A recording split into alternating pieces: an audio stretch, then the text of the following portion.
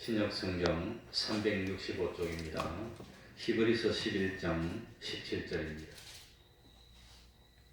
제가 읽겠습니다. 아브라함은 시험을 받을 때에 믿음으로 이삭을 드렸으니 저는 약속을 받은 자로 돼 그 독생자를 드렸느니라. 저에게 이미 말씀하시기를 내 자손이라 칭할 자는 이삭으로 말미암으리라 하셨으니 저가 하나님이 능히 죽은 자 가운데서 다시 살리실 줄로 생각한지라. 비유컨대 죽은 자 가운데서 도로 받은 것이니라. 아멘.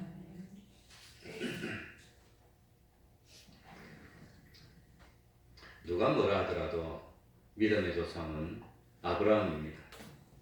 그런데 믿음의 조상이었던 아브라함의 믿음의 행위 중에서 아주 중요한 세 가지 믿음이 있었습니다. 믿음의 결단이 있었습니다. 첫 번째는 하나님이 불렀을 때 갈바를 알지 못하고 조상 때부터 살아왔던 본토 친척 아비 집을 떠나서 하나님이 가라는 곳으로 갔다고 하는 겁니다. 보통 힘든 것이 아니었을 겁니다. 두 번째, 아브라함은 평생을 장막에서 생활했습니다. 그러니 세상에 소망을 두지 않고 이 장막을 지어놓고 하나님이 언제든지 가라면 가겠습니다 하는 마음으로 살았고 영원한 하늘나라의 본향을 소망하는 삶을 살았습니다.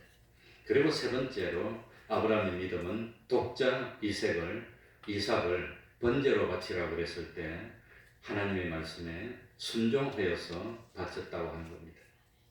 아브라함은 훌륭한 믿음의 자취를 남겼습니다. 그 가운데 가장 훌륭한 것은 아브라함이 나이가 100세에 되어서 얻었던 하나밖에 없는 아들 독자를 제물로 하나님의 순종해서 바쳤던 사건입니다. 이 놀라운 믿음의 행위는 참 하나님께서 하나님의 아들인 예수님을 우리 구원을 위해서 십자가에 죽도록 내버려 두시고 우리를 위해서 희생시킨 바로 그 사건을 참 생각나게 하는 상징적으로 나타내는 그런 일이었습니다. 100세에 얻었던 아들 이삭을 번제로 바치라고 하는 하나님의 명령은 인간으로서는 이해할 수 없는 명령입니다. 어떻게 그럴 수 있습니까? 남도 아니고 원수도 아니고 짐승도 아니고 자기 아들인데 그걸 어떻게 하나님이 참 번제로 바치라고 할 수가 있습니까? 이해할 수 없지만 그러나 분명한 사실은 하나님의 명령은 언제든지 무엇이든지 선한 명령입니다. 그걸 믿어야 됩니다. 하나님이 하신 일은 무조건 선한 일입니다. 하나님이 하신 일은. 그러니까 아브라함은 바로 이 하나님의 명령에 몸과 마음을 다 기울여서 온전히 순종했습니다. 그리고 이 명령 이후에 성경을 읽어보면 아브라함에게 시험이 없습니다. 그 다음에 왜냐하면 인간으로서 할 수 있는 온전한 순종을 다 했다는 겁니다. 그 다음엔 아브라함에게 창세기 22장에 읽으면 그 성경에 나오는 것으로는 어려운 시험이 없었습니다. 그래서 하나님은 그 독자 이삭을 바치라고 할 때 그럴 때 아브라함은 이삭을 그 하나님이 지정된 장소에 가서 이제는 전 죽여서 피를 흘리고 각을 뜨고 이 태워서 번제로 바쳐야 되는데 그 지정된 장소까지 가는데 3일을 걸어야 됩니다. 그러니까 혹 하고 그냥 요즘 말로 하면 안 믿는 사람 말로 생각하면 술 먹고 그냥 홧김에 확 해버릴 수도 있는데 그렇게 못하도록 3일이나 걸어가면서 생각하도록 하나님이 멀리까지 가서 바치도록 만드는 겁니다. 그리고 참 이 3일 길을 가면서 종들을 데리고 갑니다. 그리고 나무도 가지고 가고 불도 가지고 가고 칼도 가지고 갑니다. 그렇게 3일을 걸어갑니다. 그리고 산에 왔을 때는 밑에 종들을 놔두고 아들하고 둘만 산으로 올라갑니다. 그리고 난 뒤에 하나님이 지정한 장소에 다다랐을 때 돌로 단을 쌓고 그 위에 이제 나무를 팍 벌려놓고 그 다음에 아마 아들을 설득했을 겁니다. 많은 학자들의 연구에 의하면 이때 이삭이 나이가 26쯤 됐을 거라고 합니다. 아마 100세 아들 낳았으니까 아브라함 126세고 아버지보다 아들이 힘이 더 셌을 것 같아요. 그러나 하나님이 하신 일을 아들에게 설명을 했을 것 같습니다. 이삭, 너를 태어날 때 기적으로 태어났어. 사실 아버지도 벌써 생리작용이 다 끝났고 어머니도 경수가 끝났고 이 사람은 잉태할 수 없는 지경인데 하나님이 기적으로 아들을 낳게 해서 하나님이 기적으로 널 주셨는데 또 하나님이 다시 달라고 하는데 우리들이 순종하지 않을 수 없고 분명히 하나님이 기적으로 역사를 할 테니까 하나님의 말씀에 순종하겠냐고 물어봤을 겁니다. 그래서 참 이삭이 순종하고 아마도 이삭을 묶어야 되니까 칼을 보고 겁나면 움직일 수도 있고 반항할 수도 있으니까 다리를 묶고 손을 묶고 아마 제단 위에 올려놓고 그 다음에 손을 들고 참 이 뭡니까 아들을 잡으려고 내리치는데 하나님이 잡았어요. 막았어요. 하나님이 막지 않았으면 이삭은 이미 죽었을 겁니다. 하나님은 아브라함의 중심을 받고 아브라함의 마음을 받고 하나님의 결심을 받습니다. 그리고 제물을 받았습니다. 이삭이 살아있든지 죽었든지 그건 문제될 것이 없습니다. 하나님은 이미 완전히 받았습니다. 하나님은 이삭을 완전히 드렸습니다. 그래서 참 이삭을 드렸으니 할 때 시제가 완료형으로 되어 있습니다. 이삭이 살아있는데도 하나님이 완전히 받은 것으로 인정했다는 뜻입니다. 이 완료, 영어 성경에도 보면 완료로 되어 있을 겁니다. 이미 받았다는 겁니다. 시험을 통과하기 전에는 이 사람이 정말로 믿는지 안 믿는지 알 수가 없습니다. 정말 하나님을 믿는 사람입니까? 하나님을 믿지 않는 사람입니까? 하나님을 믿어서 믿음으로 구원을 얻었습니까? 얻지 못했습니까? 믿음이 있습니까? 없습니까?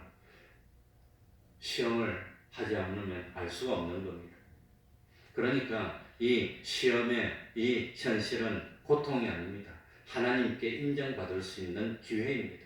하나님께 내 진정을 참 보여줄 수 있는 기회라고 하는 겁니다. 순종하기 쉬운 명령은 그건 시험이 되지 않습니다. 순종하기 어려운 명령이기 때문에 시험이 되는 겁니다. 아브라함은 짐승을 잡아서 드려라. 너가 아끼는 그 참 짐승을 드려라. 그런 시험 아니었습니다. 그리고 아들인데 그 아들도 하나밖에 없는 아들입니다. 백세에 얻었던 아들입니다.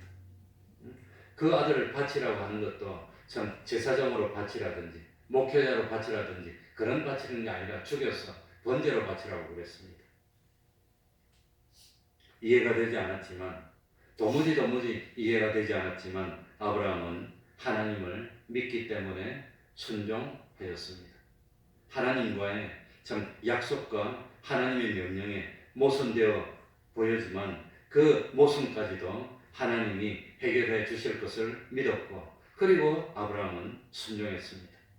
하나님도 우리에게 독생자를 아낌없이 주셨습니다. 예수님은 하나님에게 있어서 최고의 존재였습니다. 그럼에도 불구하고 하나님은 우리를 사랑하셔서 자기에게 있어서 하나님에게 있어서 최고의 존재인 독생자 예수 그리스도를 아낌없이 십자가 위에 내어 주셨습니다. 아브라함은 잡으려고 신용만 하고 실제로는 잡지 않았지만 하나님은 예수님이 실제로 죽도록 내버려둬서 죽었습니다. 그래서 우리가 구원을 받게 된 겁니다. 하나님은 하나님의 최고의 것을 우리를 위해서 주셨고 하나님도 우리에게서 최고의 것을 요구하신다고 하는 겁니다. 그러니까 우리도 하나님께 바칠 때 최고의 것을 바쳐야지 최고의 것은 다 접어두고 나머지 가지고 막말로는 찌끄러기 가지고 바치면 하나님이 그걸 기뻐하실까요? 그러지 않을 것 같습니다. 마가복음 12장에 보면은 예수님이 성전에 앉으셔가지고 그 성전 중에서도 하필이면 그 2000년 전에 예루살렘 성전에도 헌금궤가 있었습니다. 우리처럼 그 헌금궤가 있었는데 그런데 그 헌금궤 옆에서 앉아가지고 헌금궤 속에 헌금 넣는 모습을 봤습니다. 그런데 어떤 부자들이 헌금을 넣습니다. 아마 금으로 된 동전을 넣었을지 모릅니다. 옛날에 우리는 헌금궤가 나무인데 옛날에는 쇠로 됐어요. 딱 넣으면 딸랑하고 소리 나는데 아마 금으로 된 동전들이 우르르 들어가면서 소리가 났을 겁니다. 그런데 어떤 한 가난한 과부가 헌금궤 앞으로 왔습니다. 달란 엽전 둔잎 아마 이거는 뭐 금도 아니고 은도 아니고 동도 아닌 아마 그거는 엽전이었을 겁니다. 그걸 둔잎 넣었습니다. 딸랑하고 소리도 아주 가볍게 났을 겁니다. 그 모습을 보신 예수님은 제자들을 향해서 교훈을 했습니다. 오늘 연복교회에 헌금을 한 수많은 사람 가운데 이 가난한 가구가 제일 많이 넣었다고 그랬습니다. 제자들은 이해가 되지 않았습니다. 분명히 금액으로 보면은 부유한 사람들은 많이 넣었는데, 그런데 이 가난한 가구는 넣은 금액이 얼마 되지 않았습니다. 그런데 예수님은 가난한 가구가 최고로 많이 냈다고 했습니다. 그러면서 설명을 합니다. 마가복음 12장 44절, 저희는 다 그 풍족한 중에서 넣었거니와 이 과부는 그 구차한 중에서 자기 모든 소유 곧 생활비 전부를 넣었느니라 하셨더라. 그러니까 하나님이 보시는 것은 참 뭘 보십니까? 그 끝으로 드러난 외모만 보시지 않는다고 하는 겁니다. 중심을 보십니다. 많이 맡긴 자는 많이 내야 됩니다. 적게 맡긴 자는 적게 내도 많은 분량이 됩니다. 단순히 금액이 얼마냐, 그게 중요한 게 아닙니다. 얼마나 정성을 기울이고, 얼마나 힘을 기울이고, 얼마나 마음을 기울이느냐, 그걸 보신다고 하는 겁니다. 하나님은 우리를 진실로 사랑해서 하나밖에 없는 독생자 예수 그리스도가 세상에 와서 그토록 고통을 당하고 핍박을 받고 십자가에서 멸시를 당하고 모욕을 당하고 죽어가는 것을, 그걸 보면서 예수님을 우리를 위해서 희생시킴으로 우리를 구원했습니다. 그런 하나님은 우리에게 있어서도 우리가 제일 중요하게 여기는 것, 제일 만물로 여기는 것, 그걸 주기를 바랍니다. 그러니까 있으면 요거 다 쓰고 나머지 가지고 드릴까 말까 고르다가 하는 거 말고 딱 있으면 제일 먼저 떼가지고 드리는 거, 그거 하나님이 원하신다고 하는 겁니다. 그래서 참 아브라함은 자기에게 있었던 최고 귀중한, 생명보다도 귀중한 백세에 얻었던 아들, 나는 죽더라도 살리고 싶은 바로 그 아들, 하나님은 그 아들, 너가 생명보다 귀중히 여기는 그 아들이라도 나를 위해 희생시킬 수 있고 내가 원하면 내어놓을 수 있느냐, 그걸 하나님이 아브라함에게 물어봤다고 하는 겁니다. 이삭은 아브라함에게 있어서는 생명입니다. 이삭은 아브라함에게 있어서 모든 것입니다. 아브라함의 미래고 아브라함의 희망입니다. 아브라함의 소망입니다. 그러니까 나는 죽더라도 아들은 살려야 되는 그런 아들이었습니다. 그럼에도 불구하고 하나님이 원하실 때 아브라함은 미련 없이 하나님께 아들을 바쳤다고 하는 겁니다. 아브라함은 하나님 중심의 삶을 살았고 하나님 제일주의로 살았습니다. 아브라함은 하나님께 드리는 것을 기뻐했고 하나님을 믿었고 하나님을 의지했습니다. 아브라함에게 있어서 독자인 이삭은 자기 생명이고 자기 인생이고 자기의 모든 것이었습니다. 그러나 하나님이 원하시면 내 생명이라도 나의 모든 것이고 나의 유일한 것이라도 그걸 하나님께 드리려고 했다고 하는 겁니다. 하나님은 우리에게 이미 영생을 주셨습니다.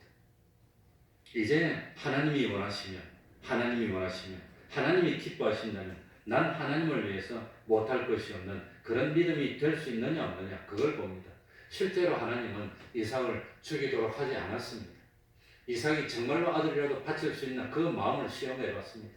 그리고 그 마음을 확인하고는 이삭을 죽이지 않도록 막았고, 눈을 들어보니까 옆에 숯불에 훌륭한 그 참 제물을 하나님이 마련해 놨던 겁니다.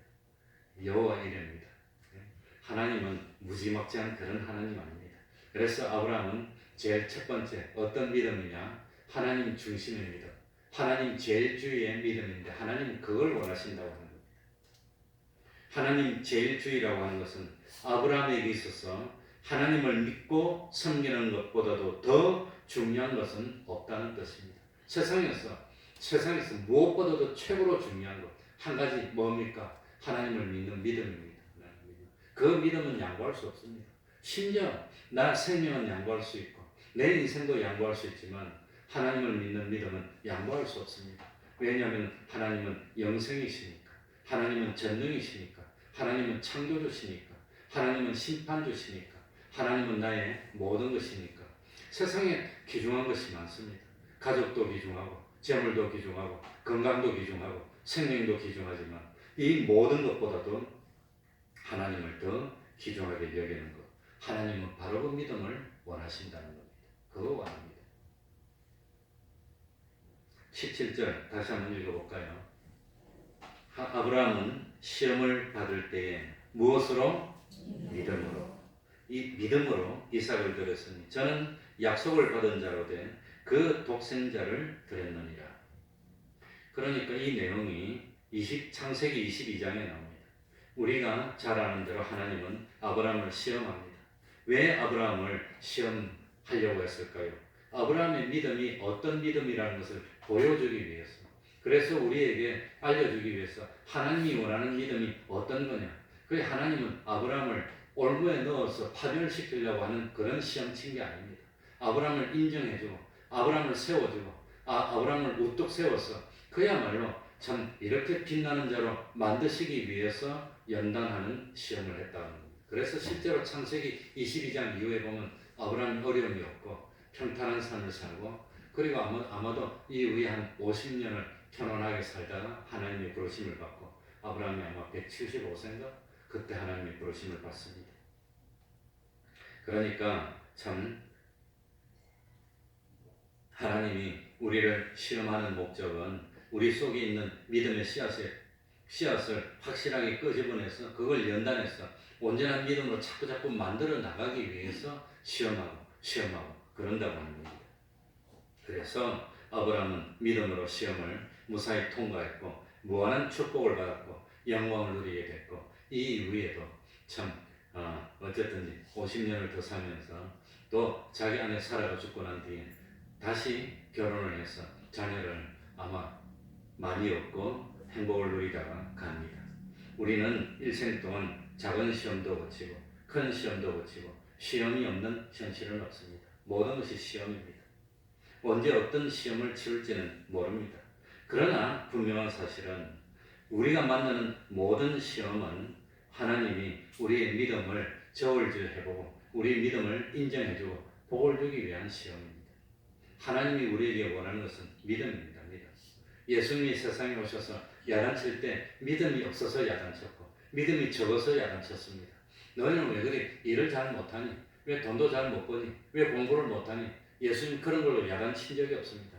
왜 믿음이 없느냐? 왜 의심하였느냐? 이걸로 야단쳤습니다. 그런데 하나님이 결정적으로 시험을 칠 때 참 여러 가지로 시험을 쳤습니다. 조카에게 양보할 수 있느냐 못하느냐. 조카가 참 잡혀갔을 때 생명의 위협을 무릅쓰고 조카를 건져올 수 있느냐. 조카를 건져고 와가지고는 이 참 전리품을 많이 챙겼을 때 그걸 가지고 내가 부유하게 될 거냐 내가 놓을 거냐 여러 가지 시험을 쳤지만 아브라함은 다 이깁니다. 믿음이 자꾸 올라갔습니다. 그리고 마지막에 하나님이 아브라함의 시험을 쳤는데 100살이 됐을 때 이제 소망이 다 끊어졌을 때 기적으로 아들을 낳도록 만들었습니다. 그래서 아들을 얻었습니다. 그런데 그 아들이 장성하게 됐을 때 그런데 번제로 바치라는 그런 하나님이 요구를 했다고 하는 겁니다. 정말로 감당하기 어려운 시험 문제입니다. 감당하기 어려운 이유가 두 가지가 나오는데 그 중에 하나가 17절에 보니까 약속을 받은 자로 돼 약속을 받았다고 하는 겁니다. 그 약속의 내용이 뭐라고 되어 있느냐 18절에 나옵니다. 18절에 보시면 저에게 이미 말씀하시기를 내 자손이라 칭할 자는 이삭으로 말미암으리라 하셨으니 그러니까 하나님이 아브라함에게 후손이 이제 바닷가의 모래처럼 하늘의 별처럼 무한히 많게 해줄 텐데 그 아브라함의 후손은 누구를 통해서 나야 되느냐 이삭을 통해서 나야 된다고 하나님이 미리 약속을 했습니다. 왜 이삭을 통해서 나야 된다고 했느냐 참 뭡니까 아브라함에게는 첩을 통해서 얻었던 아들이 있었다고 하는 겁니다. 그러니까 아브라함의 아내 사레가 아이를 낳지 못하고 자기 경수가 끊어지니까 나는 이제 틀렸으니까 내 하인님 하갈을 당신 첩으로 줄 테니까 하갈을 통해서 아들을 놓고 자손을 번식시키시오. 나는 이미 이제 끝났습니다. 그래서 첩을 자기 여종을 첩으로 줍니다. 아브라함이 자기 아내가 어디 원하고 아내도 이제 다 자손을 놓을 수 없는 상태가 됐기 때문에 그래가지고 참 아마 그 첩을 통해서 아들을 낳는데 그 아들의 이름이 뭐였지요? 이스마엘입니다. 그랬더니 하나님이 나중에 이스마엘을 쫓아내라고 이스마엘을 쫓아내버렸어요. 그리고 이스마엘은 어디서 뭐하고 사는지도 몰라요. 쫓아내서 저 가고 이제는 없습니다. 이스마엘을 통해서 난 자손은 너의 믿음의 후손이 안 되니까 그건 신경 쓰지 말고 하나님이 복을 줘서 너도 잘 살게 할 테니까 보내라 그래서 보내버렸습니다. 어디 사는지를 모릅니다. 그러고 난 뒤에 참 이삭이 태어납니다. 그리고 하나님은 이 이삭을 통해서 난 아들만이 믿음의 후손이 될 테고 그 믿음의 후손이 바닷가의 모래알처럼 많을 거라고 예언을 합니다. 약속을 해줬습니다. 그런데 참 뭡니까? 이 이삭이 장가도 안 가고 아들도 하나 안 낳았을 때 그럴 때 하나님이 바쳐라고 하는 겁니다. 어찌된 겁니까? 하나님 분명히 약속하지 않았습니까? 이삭을 통해서 자손을 많이 준다 해놓고 우리 아들 장가도 안 갔습니다. 손자도 하나 안 낳습니다. 그런데 바쳐라고 합니까? 고민한 겁니다. 하나님이 참 그 이삭을 통해서 자손이 하늘의 별처럼 바다의 모래처럼 땅의 티끌처럼 많이 될 거라고 약속을 하지 않았습니까? 그 약속이 어떻게 됩니까? 어떻게 됩니까? 이게 아브라함이 가졌던 첫 번째 의문입니다. 그리고 두 번째 감당하기 어려운 문제는 하필이면 왜 아버지 내 손으로 아들을 잡아서 번제를 바치라고 그럽니까? 어떻게 참 아버지가 내가 대신 그냥 죽지 그냥 어떻게 아들을 잡으라고 그럽니까? 그럴 수 있습니까? 그럴 수 있습니까? 참 그래서 이 아브라함은 선택의 기로에 섰습니다. 어떻게 할까요? 하나님 말씀에 순종해야 됩니까? 아니면 하나님 말씀 어기고 아버지로서의 참 사명과 참 책임을 감당하고 아들에 대한 아버지의 의리를 지켜서 하나님을 버리고 아들을 선택해야 됩니까? 이럴 때 아브라함은 주저하지 않고 누구를 선택했지요? 하나님을 선택했습니다.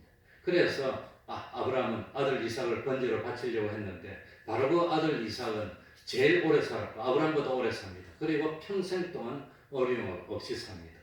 하나님 그렇게 보상해 줍니다. 그리고 물론 아들 이삭을 잡지 않도록 만들어줬다고 하는 겁니다. 그런데 아브라함이 어떻게 해서 참 어려운 결단을 내렸느냐 17절에 보니까 믿음으로 하나님을 믿었다는 겁니다. 이게 믿음이라는 겁니다. 하나님이 명령한 것은 아들을 잡으라 그러더라도 좋은 결과가 오고 축복의 결과가 온다는 걸 믿었다고 하는 겁니다.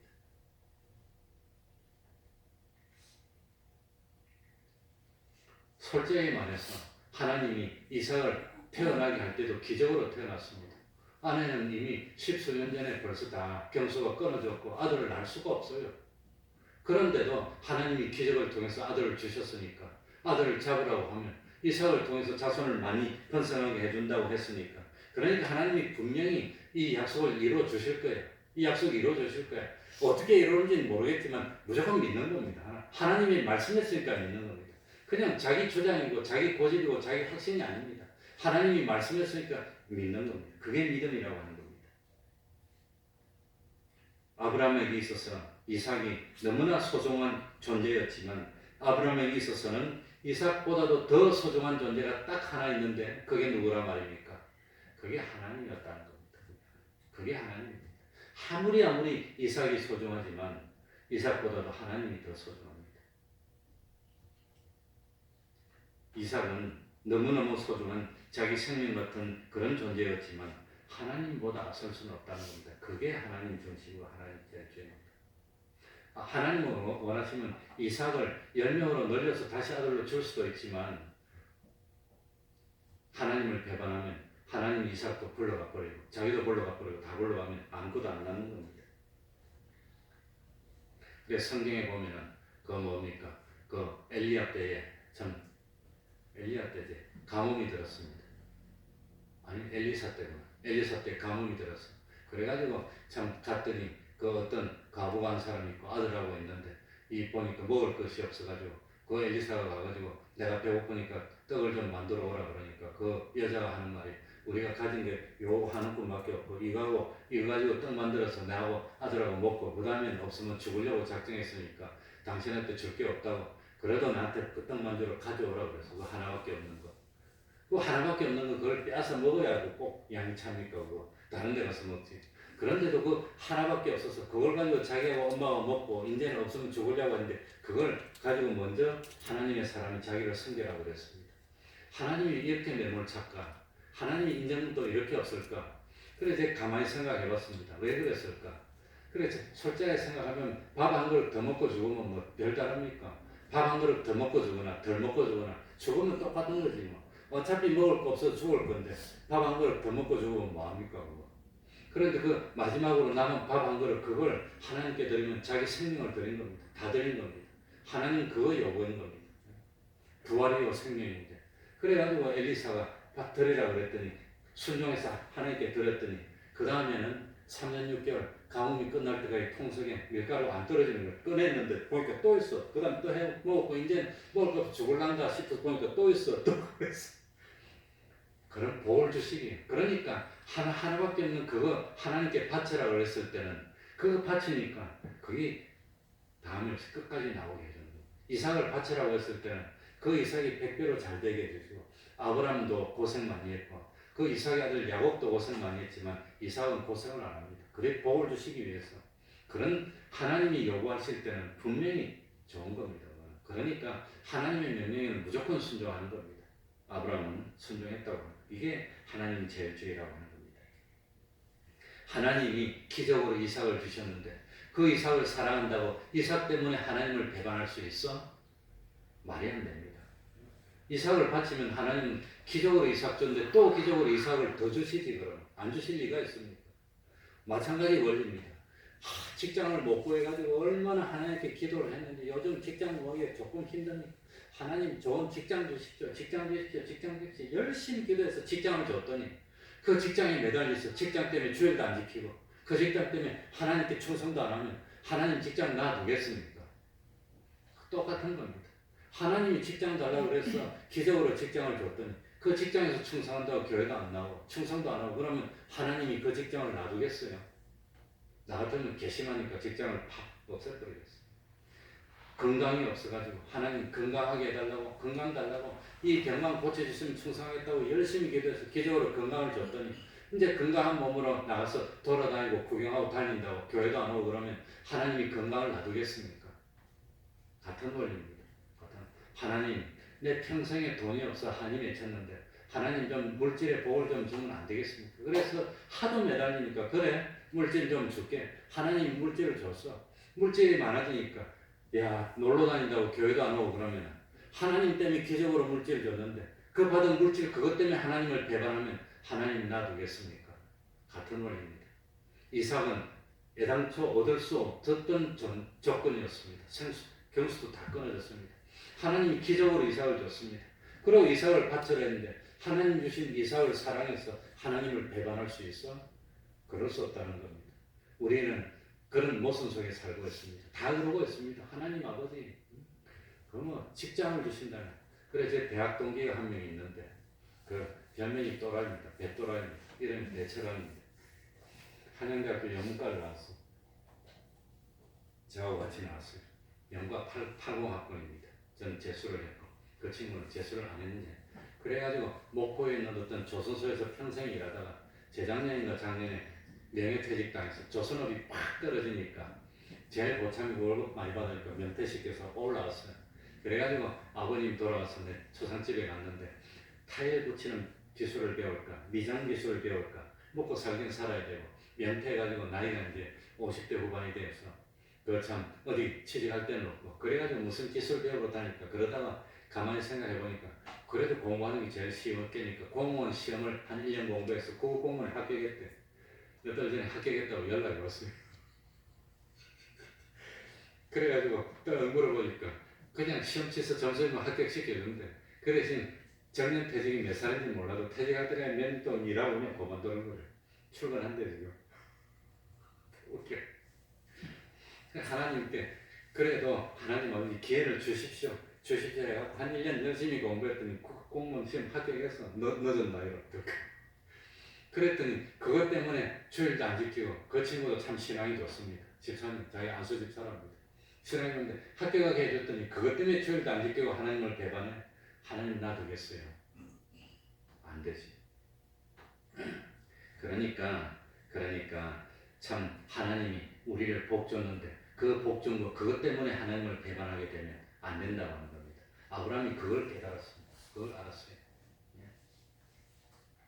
그러니까 아무리 나에게 중요한 걸 하더라도 하나님이 요구하신다면 드리겠습니다. 그 믿음이 있어야 됩니다. 아브라함은 참 하나님께 아들을 드리는 것을 기뻐했다고 하는 겁니다. 기뻐했습니다.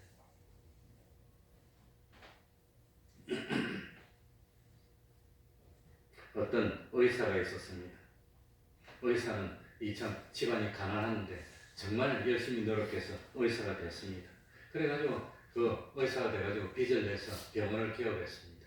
그래서 제가 보니까 의사나 변호사나 아무튼 이런 거 자격증을 따면 신용으로 5천만 원까지 대출을 해줍니다. 지금 모르겠습니다. 얼마인지.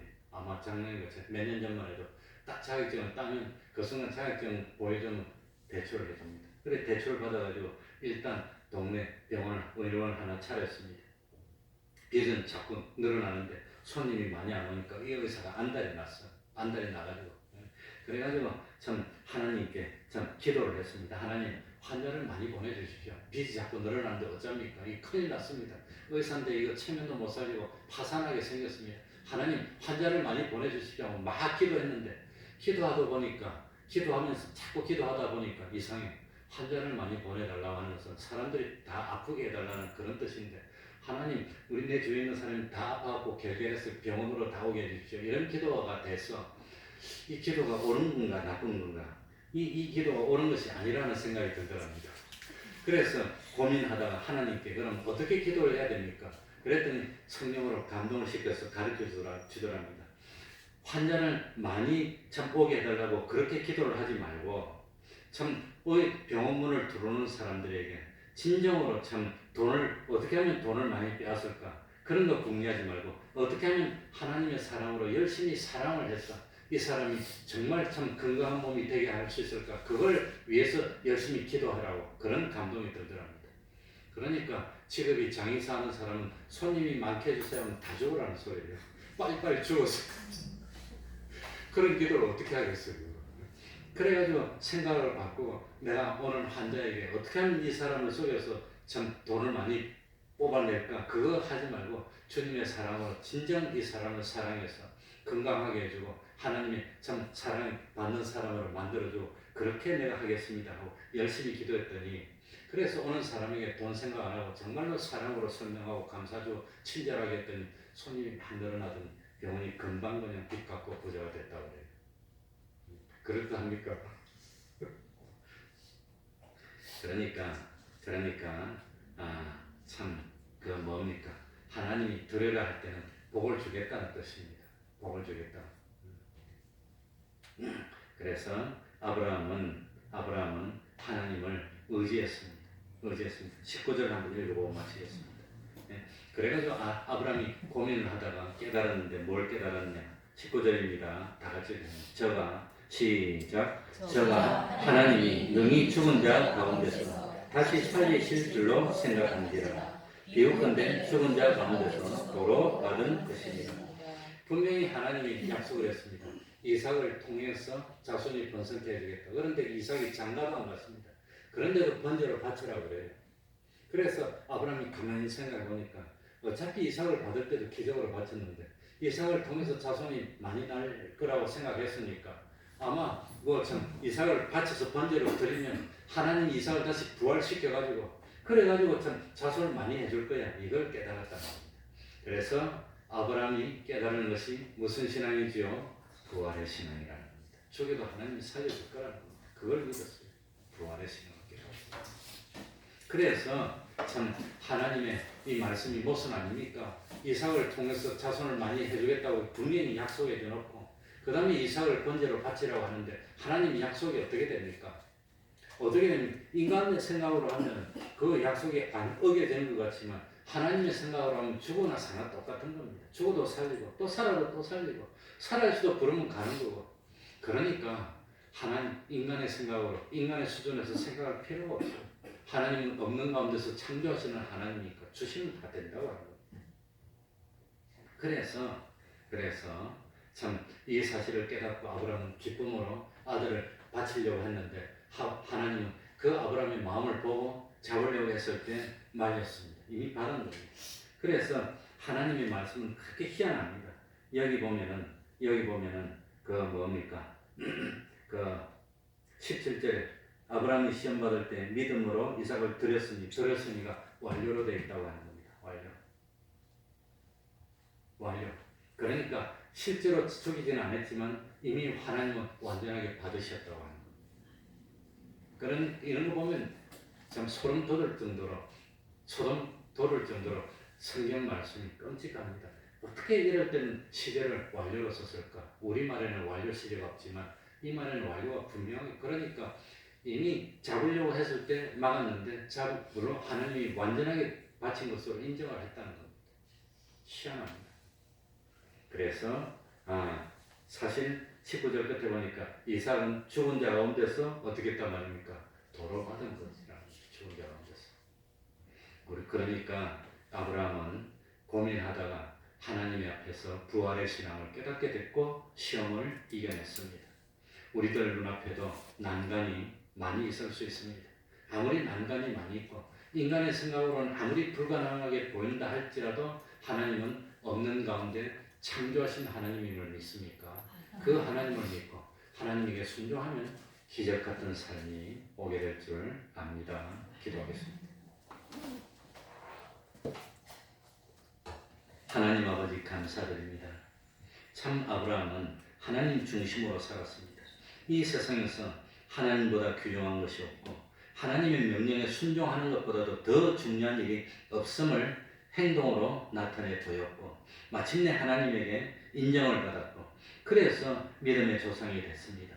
우리도 아브라함이 가졌던 그 믿음을 가져서 하나님께 인정받고 아브라함이 받았던 그 축복을 받아서 복의 근원이 되고 우리를 참 축복하는 자를 하나님이 축복하고 우리를 반대하는 자를 하나님이 저주하고 진노하여서 어디를 가더라도 형통하고 하나님이 함께하여 주심으로 참 형통한 삶을 살고 참 우리 주님의 사랑을 나타내고 증거하기에 부족함이 없는 삶을 사는 저희들이 되게 해주셔서 참 우리들의 믿음이 아브라함의 믿음이 되어서 우리들의 그 자손들은 어려움이 없이 이삭처럼 형통하고 평탄하고 참 부유한 삶을 살 수 있도록 하나님 아버지 은혜 위에 은혜로 더하여 주시옵소서.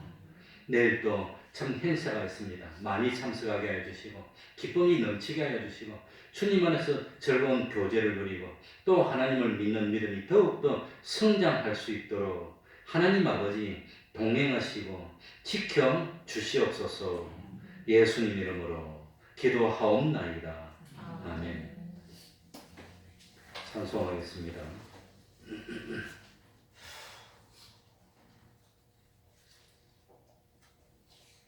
찬송가 332장입니다.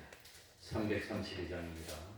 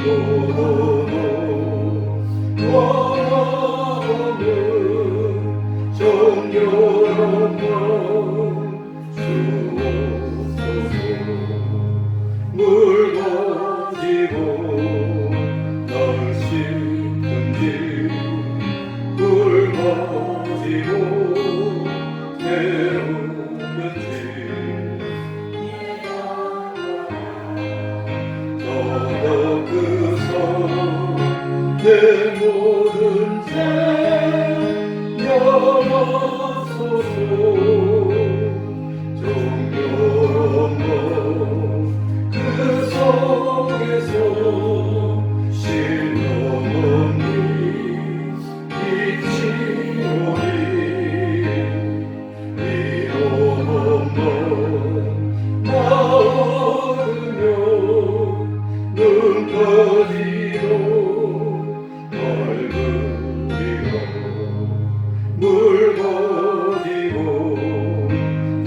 시든지 굶어지고 태우든지 내 안과 더덕 그서 내 모든 죄 면하소서.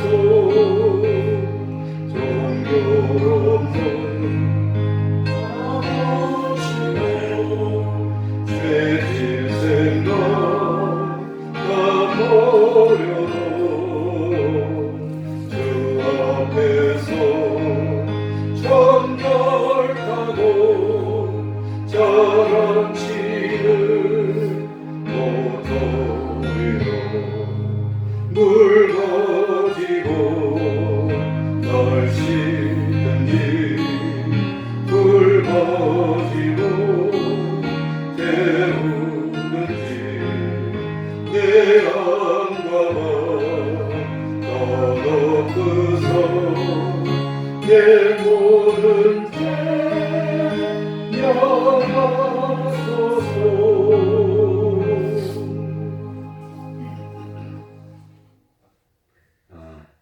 태풍이 오는데 그래도 좀 일찍 와서 아마 내일 점심 때면 동해상으로 벗어날 것 같습니다. 아침에는 좀 아마 태풍이 영향이 있어도 점심 때쯤이면 벗어나지 않을까 생각이 됩니다.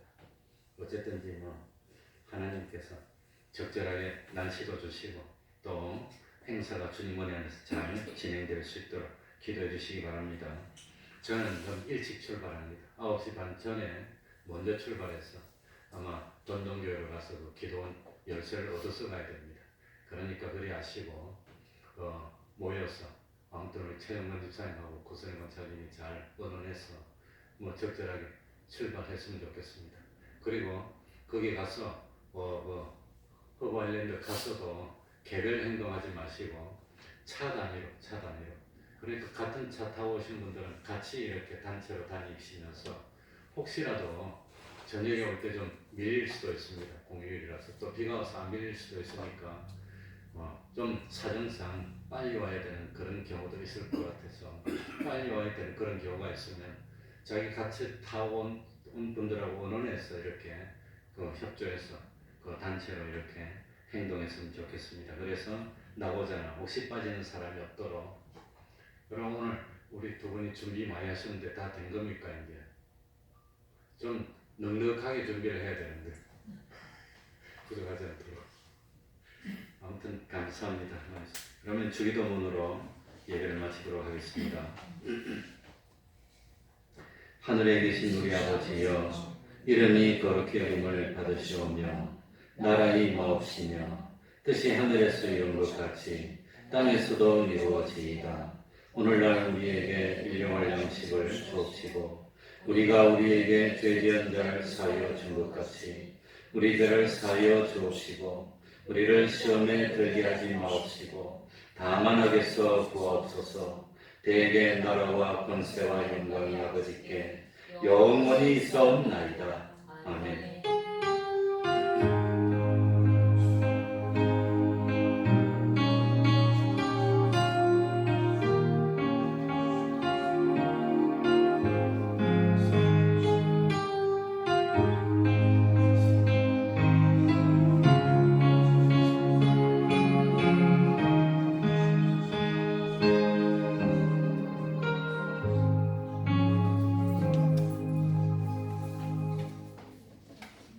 제가 9시 반에 8시 반에 제가 출발합니다.